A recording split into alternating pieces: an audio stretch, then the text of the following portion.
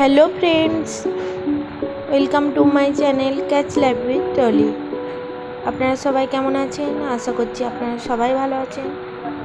তো এই যে আমি আবার একটি ব্লগ নিয়ে আমি চলে এসেছি। সকালবেলায় আমি ঘুম থেকে উঠে বিছানাপত্র সব ঝেড়ে নিয়েছি, আর সোফার কভারগুলো কাঁচা হয়েছিল, আমি ওগুলো বিছিয়ে দিলাম, আর কুশন কভারগুলো আমি পরিয়ে দিলাম। তো এইভাবেই সকাল থেকে আমাদের একটার পর একটা কাজ থেকেই থাকে। ঘুম থেকে উঠেই আমাদের শুরু হয়ে যায় কাজ। সকালবেলায় ঘুম থেকে উঠে বাইরে এই যে কি সুন্দর ঠান্ডা ঠান্ডা হাওয়া দিচ্ছে, আর গাছের ফুলগুলো দেখতে খুবই সুন্দর লাগছে। মানে দেখলেই যেন একদম মন প্রাণ জুড়িয়ে যায়, এরকম একটা ব্যাপার। মানে এই গাছের না সবুজ ফুল পাতা এসব দেখলে এমনি খুবই আনন্দ আর খুশি লাগে। মানে আলাদাই একটা সকারাত্মক প্রভাব আমাদের শরীরের মধ্যে পড়ে, সেটা খুবই ভালো।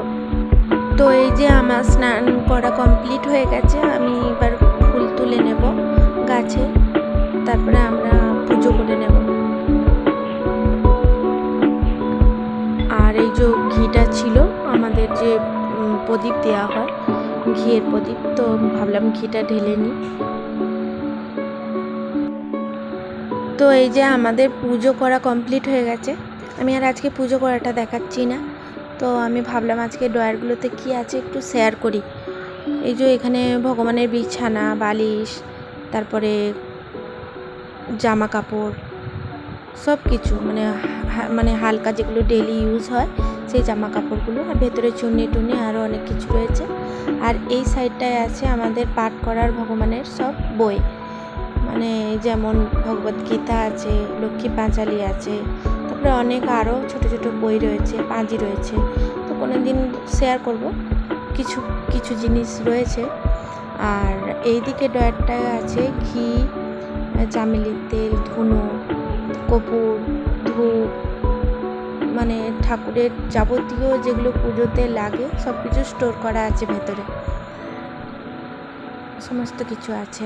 আর এই পাশে আর একটা ড্রয়ার আছে, এইখানে মানে নতুন একদম জামাগুলো রাখা থাকে, আর এখানে ছোট ছোট কিছু বাসনপত্র রাখা থাকে, প্রদীপ, ঘটি, বাটি, থালা, আমার প্লেট অল্প স্বল্প। আর আমি যে ঝাড় দুটো ধুয়েছিলাম ভাবলাম লাগিয়ে দিই, পরিষ্কার করেছিলাম, এগুলো একটু লাগিয়ে নিলাম। আর এই যে আমাদের ব্রেকফাস্টও রেডি হয়ে গেছে, আমরা করে নিয়েছি রুটি আর আজকে আলু ভাজা। তো পূজা সেরে ব্রেকফাস্ট সেরে আমরা চলে এলাম একবারে কিচেনে। এবার কিচেনে কিছু কাজ আছে, আমরা সব করে নেব। এই যে মশলার ডাব্বাটা একটু নোংরা হয়েছিল, তো ভাবলাম এটাকে পরিষ্কার করে ধুয়ে নিই, ধুয়ে আবার নতুন করে মশলাগুলো ভরে নেব। তো আমরা একে একে এটাকে ধুয়ে ভালো করে শুকিয়ে নিয়ে আমরা একে একে সব মশলাগুলো এর মধ্যে ভরে নিচ্ছি।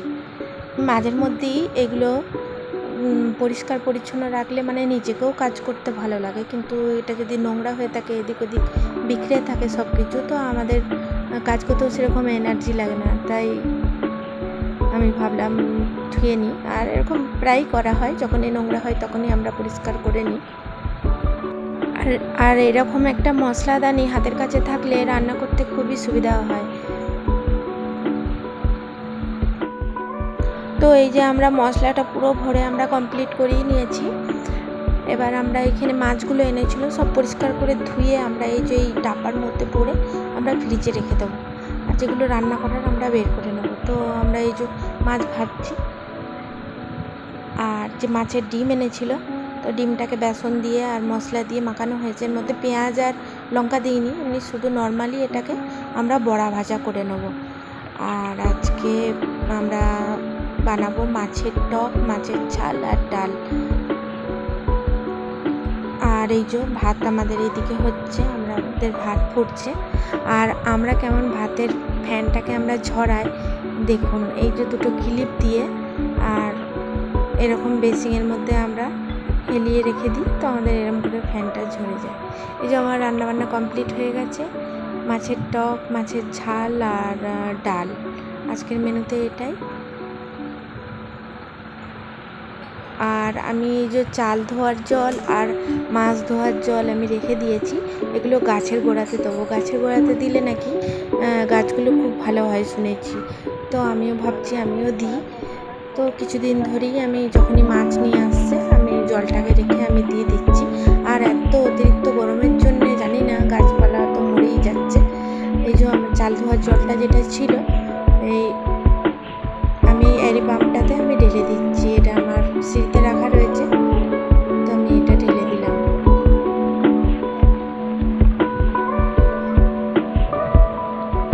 তো আমার ভিডিওটি আশা করছি আপনাদের খুব ভালো লেগেছে, আর এতক্ষণ আমার সাথে থাকার জন্য আপনাদের অসংখ্য ধন্যবাদ। আর লাইক, কমেন্ট, সাবস্ক্রাইব করে আমার পাশে থাকবেন, যাতে আমি আরও ভিডিও বানাতে উৎসাহিত হই। তো আজকের মতো সকলকে জানাই টাটা।